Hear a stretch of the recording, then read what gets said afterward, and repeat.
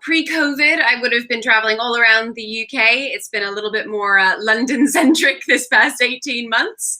But yes, I am based down in the southeast. Right. Well, I'm speaking from my basement in deepest Kent, and I'm just going to record this because I should probably have to write something on this. So it's probably good to get what you have to say. Could you just tell us a little bit about yourself for those who don't know you? So for people who are listening, yeah, tell us about yourself. Absolutely. So I am the UK brand ambassador for the Balvenie single malt whiskey, which is, of course, our beautiful Scottish single malt based up in Speyside in Scotland. The accent, of course, is not Scottish. I am Canadian by birth, so grew up in Canada, moved over here to the UK back in 2007, and have been working on the brand for the last 5 years on the Balvenie, but have kind of done a lot of stuff with the brand really since about 2012, 2013. So it was one of the first distilleries I ever got a chance to go and visit with one of the former brand ambassadors. I absolutely fell in love with it. And it was just when I was starting up my website, Miss Whiskey. So I spent a number of years writing about whiskey before joining William Grant & Sons to be a brand ambassador. It's so funny because Balvenie was about the first distillery I ever visited. Was it? I think I'd been to one as a child or a young person, but as a sort of someone who was actually engaged, it was Balvenie, and what a brilliant one to visit. I know, it completely blew me away, and I think having that experience so early on, I was already passionate about whiskey, and I was, I had been a journalist for a number of years, not writing about whiskey, about many topics. And when I got the chance to go to Balvenie, I could genuinely just feel the magic in the air. It was such a special place. Sometimes you just go somewhere and you're like, no, there's something special about this place. And it just absolutely stuck with me every single moment of that trip, and kind of very much inspired and pushed me on my way to spending the next 5 years after that being extraordinarily annoyingly geeky about whiskey as I continued writing about it for those years. So yeah, absolutely a very special place. So what is it about Balvenie that makes it unusual among distilleries? So we do a lot of stuff on site still at the distillery. We still, where the distillery is set up, and number of the buildings, things like our oldest warehouse on site, Warehouse 24, have been there since our founder, William Grant, and his family actually built the distillery back in 1892. So if you go there today, I always say you can notice the ghosts of the past. Literally, there is the Green Lady, who I'm happy to tell you about later, but who is an actual ghost who haunts our distillery. But where we have these old buildings, some of them have been repurposed, changed around over the years, understandably. 1892 was a little while ago, but it's still got that same heart and soul. And so the original building where the distillery was a gorgeous old manor house, which the family turned into the original floor maltings and warehousing area and things like that. That was repurposed in the 1920s, and some of that was kind of relocated next door to where the floor maltings are today, using the same bricks and everything to reconstruct that. But if you go and look, nothing really in terms of the layout and the stuff we do on site has changed for decades and decades. So we still do floor malting, we still hand turn barley. So again, from an educational perspective, it's incredible to go and actually see that physical process of what happens when you have to malt barley to make single malt. We've got our beautiful kiln room, all the way through to our, wooden washbacks, wooden fermenters. The stills are still turned on and off, switched from spirit to faints, anything like that, all by hand. And we have an incredible array of people who are really at the heart of our distillery, who have spent decades working with us. And I think that's what really matters. Is from my first visit back in 2012 to today, there are so many people still working there who worked when I first went. And if they aren't, it's probably because they've retired after like 50 years. So people stick around for a really long time. And so the stories and the people you meet and the history is very much kept there. And I think that's partly because it's still a family-owned distillery. It's in the 5th generation of operations by the Grant family, Grant Gordon family, William Grant's descendants. And I think that ethos is really kept going throughout all of those years. Yeah, because it's just, I mean, I didn't realize how unusual it was for a distillery to still malt its own barley. I just, I went and I thought, oh, they're malting the barley. Yeah. But actually, almost everybody buys it in from professional maltsters. So it's, a little bit of history, really. Absolutely. And I think it's holding on to that history and the skills that go along with it, because it's a craft. When people lose that ability to understand that process, of course, we can get it done commercially, and we get a proportion. It's always a mix whenever we make the Balvenie of commercial and home malt, because we physically cannot malt enough barley on our floors to make the whiskey. It's always a combination. But once those skills get lost, mostly because they get taken out because it's just too expensive. It's not cost effective to run floor maltings. Once those things get lost, it's very unusual that you'll ever get them back again. So I think there's always been a real drive within the family, especially when it comes to the Balvenie, to ensure that those crafts stick around. People have that skill set and that knowledge. So whether that's the floor maltings, whether that's, for instance, our cooperage as well, where we, have apprentices coming through the process, making sure that we're not going to lose that skill again. We've got 10 coopers working in the cooperage. It's a massive space, actually. And again, super unusual to have that on-site at a distillery. It is the most incredible thing, seeing them with their, tools, which I'm going to get all the names wrong, but, a hammer and a thing, just, taking barrels apart, putting them back together. It's like they've been doing for hundreds of years, or, thousands of years, probably. It's the most incredible thing. Mm-hmm. Absolutely. And I think you see that in other countries. In England, for instance, and this may have changed, so don't quote me on it, but I know a couple of years ago, our head cooper, Ian MacDonald, who recently retired after 50 years with us, but he went down to the retirement of the last remaining cooper in England. So, that skill set, that knowledge is disappearing from places. And unless you champion that, unless you make sure that craft continues, it's inevitable that it's going to go away. And it doesn't mean that we don't do things that are innovative. Certainly with our liquid, we're always innovating. Doesn't mean that we don't do things that make sense from a production perspective to ensure consistency and quality. It's just about making sure that we also don't lose that connection to our past, which is so vital and which really underpins the whole Scotch whisky industry. So should we talk a little bit? I mean, I'm dying to get stuck into this, but let's wait. Let's defer the gratification. Should we talk a bit about the Balvenie style? How would you describe, because it's a very distinctive whiskey, how would you describe the Balvenie style? I like to think of the Balvenie as a very comforting whiskey. And I don't think that's just because I know it so well. I think it's because it's very approachable, but also has a wonderful complexity to it. So you never get bored by it. So it has this great interplay between comfort and excitement.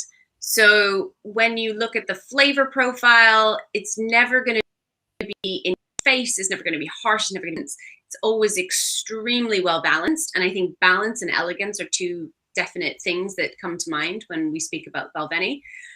It's one of those whiskeys that over the years has gotten a lot of people into the category, into drinking whiskey because of that reason. And I always like to say, just because it's maybe easy to drink in as much as it's very approachable and comforting, it doesn't mean that it's not very interesting and complex as well.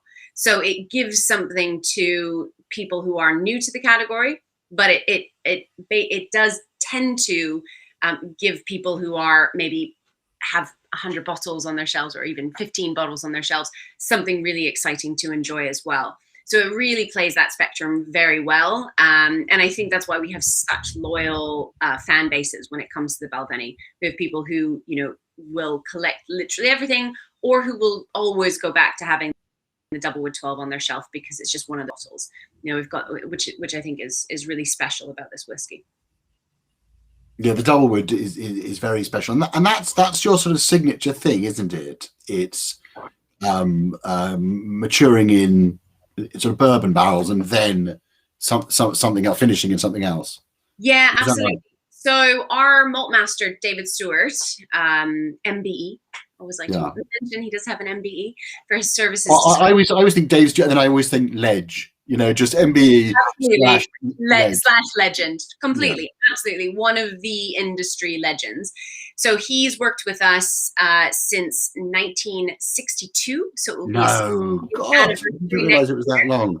yeah, so he's the longest serving malt master in Scotch whiskey. And he really pioneered this concept in the late 70s, early 1980s, this long maturation in one type of oak. And for the Balvenie, that tends to be American oak because it's a style that he prefers, that he likes. And I think that works beautifully, brings out all that honey and vanilla and sweet notes that work so well with our whiskey.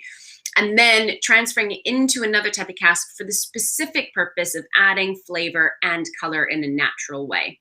So that secondary cask maturation is what you'll find with the Doublewood 12, which has been on the shelf continuously since 1993. So that's why it is such an iconic whiskey, just because it's been around for almost 30 years, which is amazing. But it actually, its origins, its roots actually start in something called the Balvenie Classic, which was made exactly the same way as Doublewood. It was just called Classic, and that was launched in the early 1980s. And it's really one of those first examples of this style of whiskey making done by a distillery under its own brand name specifically for that purpose. And David really wanted to explore that because he was fascinated by flavor. He was fascinated by the impact of casks. Not to say other people weren't, but he really wanted to understand how he could differentiate the Balvenie, I think especially from Glenfiddich, because back in that time, he was the master blender on Glenfiddich and Grant's and the Balvenie. So he was doing all of those whiskeys. So being able to utilize different casks for that purpose of bringing out different flavor profiles in the whiskeys allowed us as a company as well to have that differentiation and also to provide the consumer, who was very new at that time, with something quite different. And they sit next to each other, don't they? Glenfiddich and Balvenie. And you've got Glenfiddich, which is probably the most famous single malt in the world. And then you've got Balvenie, which is not, you know, it's the sort of under the radar one that the people who know it love it, but it's not as well known as Glenfiddich. Yes, absolutely. And, you know, there's so many reasons for that. I mean, the family built the Glenfiddich first. It came on board 5 years before the Balvenie did, built the Glenfiddich and then bought the land next door a few years later. And Glenfiddich was really, in the early 1960s, one of the pioneers of pushing single malt out to the global marketplace with the launch of its first official release. And the Balvenie followed later in the 1970s. So Glenfiddich had that kind of head start and really showed to the family that people around the world, not just in Scotland, were interested in single malt whiskey. And so got a little bit of that head start. But what's fascinating about the Balvenie is David Stewart, when he took over as master blender at the age of 29, very young when you actually think back at that, in the early 1970s, that was right when we were launching the Balvenie as a single malt. All the way up until the 1970s, all of the Balvenie was put into blends. It would have either gone into Grant's blended whiskey, it would have been sold onto other companies for their blends. It was really highly prized as a blending whiskey because of its richness, its bold flavor, its warmth. It always added a great weightiness to blended whiskeys. So when we launched it as a single malt in the 1970s, that was when David had taken over as master blender. So that means every Balvenie ever released under our own brand name has been made under his stewardship, which is just phenomenal. That's incredible. That's an incredible legacy, isn't it? Absolutely, yeah. And so, but today's whiskey, which we'll finally come on to, it's a little bit different, isn't it? Yes. So rather than the maturation followed by the secondary maturation, it's a rare marriage.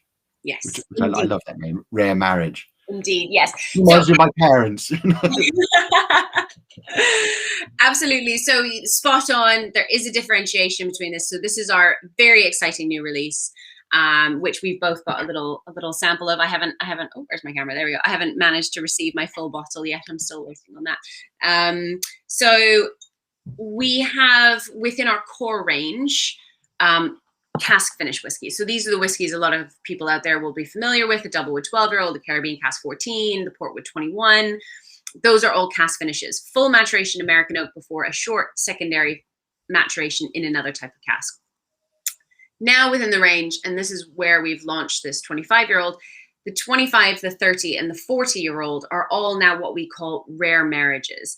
And what that means is it's a full maturation in each type of oak that we're using. So whether that's first fill, refill, American oak, first fill sherry, hogsheads, refill sherry, maybe some, who knows, some port casks might be floating around sometimes, not very often, but just, those the whiskey will have a full maturation in those casks. And then it will get married together in our marrying tun. So if anybody out there has had tun 1509 before, it's that same concept. So the full cask of whiskey will get married together in a marrying tun. So that might be a different combination each time. With tun, with the 25, it's going to be a minimum of 25 years of age and a consistent flavor profile for each release. But that will then get married for a number of months in the marrying tun before being bottled. So slightly different than a secondary cask finish. It allows you to kind of make up, what it gives David the opportunity to do is make up a very small blend, play around with lots of different casks that you can pull from the warehouse that fit this age. And obviously there isn't going to be a lot of it because they are very old. But play around with that, make up a little blend, and then when he's happy with that flavor profile, then get all those casks basically decanted into the giant wooden marrying tun in our warehouses, letting them hang out together, get to know each other for about 6 months before it actually gets bottled. So should we have a little taste of this exquisite whiskey? I think so. It would be rude not to, Henry. Yeah, So I think so. I'm going to pour myself some as well. And if anyone has any questions, just put them in the comments, and I will put them to Alwynne. Yeah, so immediately, on the nose, what I love about this, and I'm just going to throw this out there, but it's just that beautiful sweetness, that wonderful sweet warmth. And that's what you're going to find across all of the Balvenies. But when you start getting into the 25, the 30, the 40, it just becomes more robust. There's still an elegance there, but it just becomes fuller. And immediately it just zips from the glass, doesn't it? Yeah, it's like honey and fudge and all kinds of good stuff. I also get this kind of, and I mean this as a compliment, there's a sort of, I always describe it as like cheese rind, but that's not quite right. It's a sort of waxy, definitely. Sort of note there as well. Yeah, well, you do tend to get, it's like beeswaxy you'll often get, and that's kind of in that honey realm. So depending on the Balvenie variant, you will tend to get a slightly waxiness, and especially with this, it's 48% alcohol and non-chill filtered, so it is a bit fuller, and you'll notice that on the palate as well, because you're going to get a little bit more oiliness coming through on the palate. But yeah, just really, really zippy, wonderfully warming. And really nice and full. A little bit of I'm getting some floral notes tonight as well. Yeah, there's definitely like an orange blossom or something like that there. Absolutely. Yeah, absolutely. And those lovely dark, rich citruses, orange peels are very much from that European oak maturation on the Balvenie. We tend to get that kind of orangey citrus, maybe a bit of spice coming through with that European oak. So yeah, nice and full, and a little bit of nuttiness as well, actually, as it kind of starts to breathe in the glass. I've only just poured mine, so it's going to be a bit brighter than if you've had it sitting there for a few minutes. It might have settled down a little bit, but yeah, just the people watching, it's really nice. So you should get a hold of some. Just to say. It's great. Is this what are you doing this as you do with so many as just drinks by the dram? Can people buy a little sample if they can't get a hold? Gosh, I don't know if we've got enough of it actually. I know there's so that's actually one of the questions that's just come in. I will check that now, because I can probably check that now, unless that sends the whole internet into a tailspin. If you freeze solidly, I'll just. Yeah, I think our stock is so limited because we're limited to one per customer that I'm pretty sure we're not dramming it just because we don't have enough. So fair enough. We'll have to spend all that. It's £575, which I think for a 25-year-old Balvenie this quality is, not bad. Yeah, and I think that's where that conversation about age really is important, because when we look at whiskey and when we look at the Scotch whiskey industry, obviously there's been, a lot of change over the last 10, 15 years, if you have been drinking whiskey for the last 15 years. And one thing that, price inevitably comes up about any product, whatever it is. But I always like to stop and think, where was I, or maybe who the people I'm tasting with, where were the people I was tasting with 25 years ago? So if you stop and actually think, 25 years, that's a really, really long time. And for something to be maturing for that long, and for the quantities which we will be able to keep back in our stock systems for that length of time, I think it's really important to kind of put some perspective around it as well. The Scotch whisky industry has gone up substantially in prices if you look across all of the brands over the last 15 years. So I like to stop and almost give myself that moment of pause and think, right, how much is this per year? And how long has that been sitting in a warehouse and waiting and patiently waiting? And then there's no guarantee when it comes out of the cask after 25 years. We hope for the best, of course. But there's no absolute 100% guarantee that it's going to be what we need it to be. So I think, yeah, there's always a lot of conversations around it, but I think it's something very special, and I'm thrilled to see that we, have now this 25, 30 and 40-year-old rare marriage available on the market. It's really exciting. Sláinte. Yes, absolutely. I'm going to try a little bit. A little taste, 100%.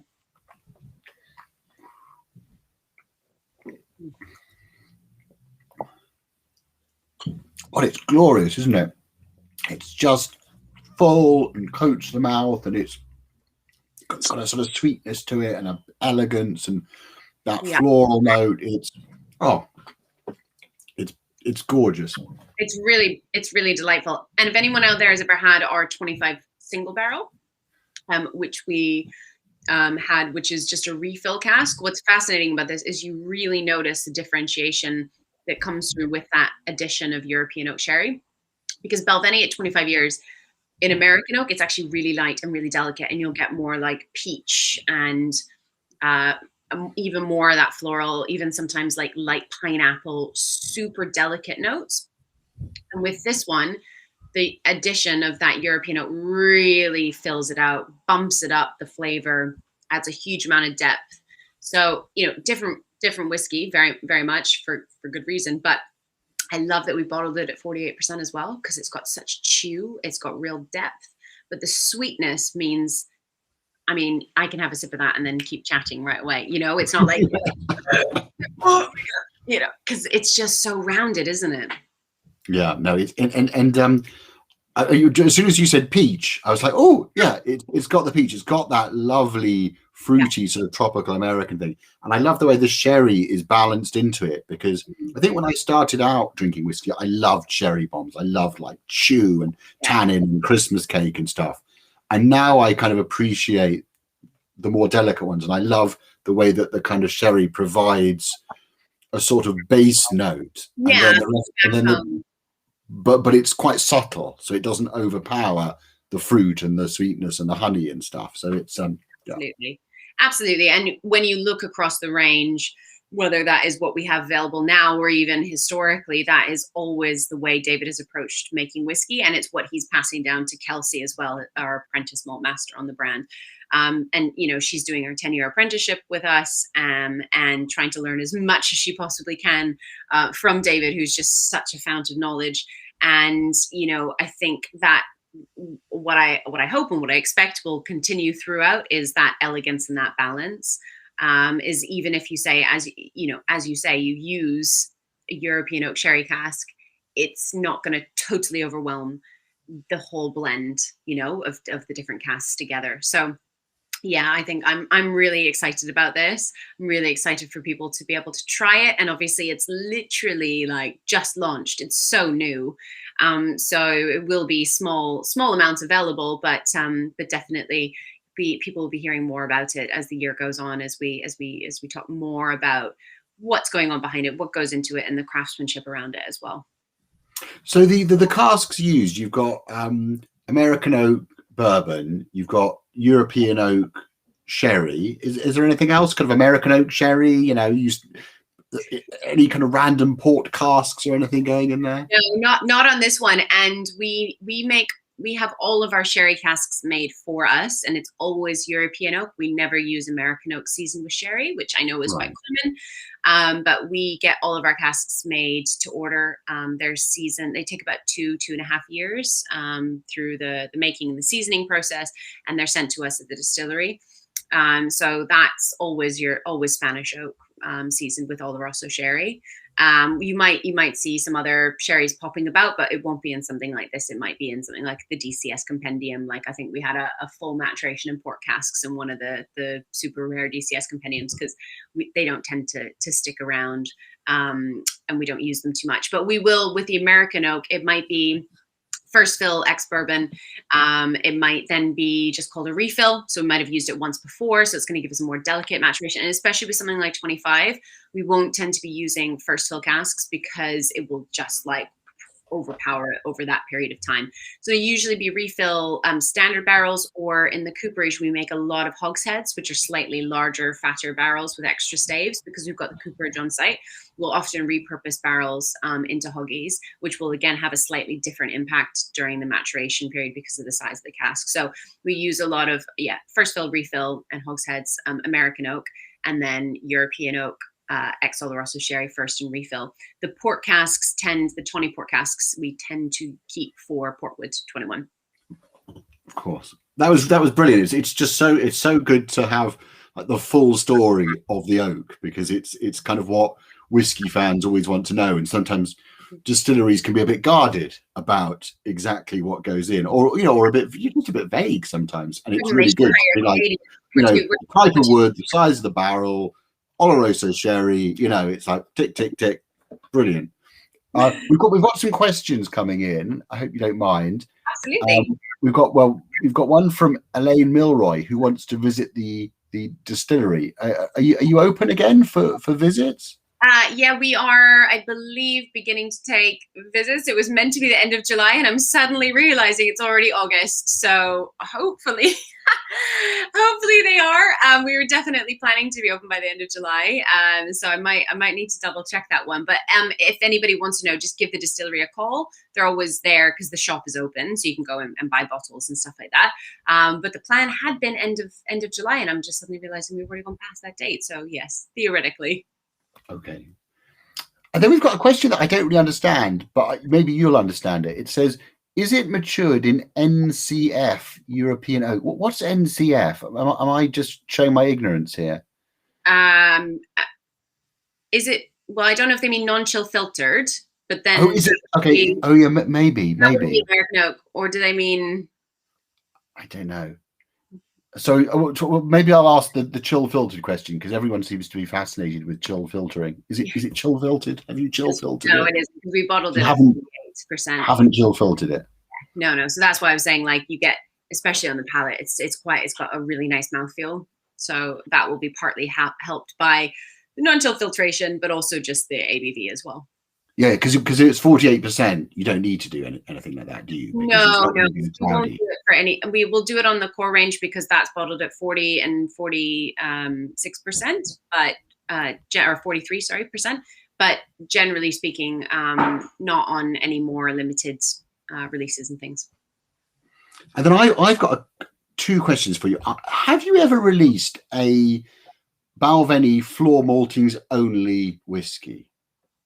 The Edge of Burnhead Wood 19-year-old, yes, was our first home malt release, and that was part of our Stories range, which launched last year and is still available. And it was the first whiskey we had done with what we call home. So every year we do a batch of our home grown barley. So from our Berry Lees fields, we'll get the barley in. It's farmed for us, and we bring that barley in. It's malted on our floors just on its own. And every year we do a distillation just of that liquid. It's all maturing still in the warehouses. We've been doing it for a long time. But the very first one we ever released was last year's Edge of Burnhead Wood 19-year-old, which is part of our Stories editions. Oh, how interesting. Because I remember going to a unnamed distillery that had done a bit of floor malting, and we tried the new make from the floor malting and from the bought-in stuff, and they tasted so distinct. You could really taste the difference between the two of them. Really? That's fascinating, because I've not actually had a chance to try the new make of our home, because I haven't been at the distillery on the day that it's been being distilled to actually taste some of the new make. So that's really interesting that you could notice a differentiation with another distillery. Yeah, I mean, I don't know how it progresses through maturation and stuff, but no, I think that's I can't wait to. Well, I hope I get the opportunity to try that one. Mm-hmm. And then finally, just I think we've spoken about half an hour. If anyone has any more questions, just shout. But I'm keen to know what your favourite whiskey from the core range is. What's your kind of go-to Balvenie? I would probably say, of the core range, I would say Double Wood 12. It's just a comfort dram. I've been drinking it for pretty much as long as I've been drinking whiskey.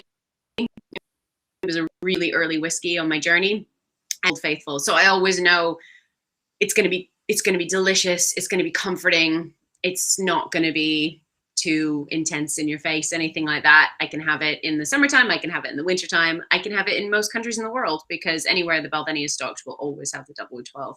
So I think as an old faithful, I would still go back to the Double Wood 12. Yeah. Do you ever mix it or anything like that, or are you just straight down the line? I enjoy cocktails. So, at the end of the day, I always say enjoy whiskey how you want to, and Double Wood 12, because it's got that lovely 9-month secondary maturation in first fill European oak sherry cask. It has that wonderful boldness, richness, which works great in a stirred down Scotch style cocktail, definitely.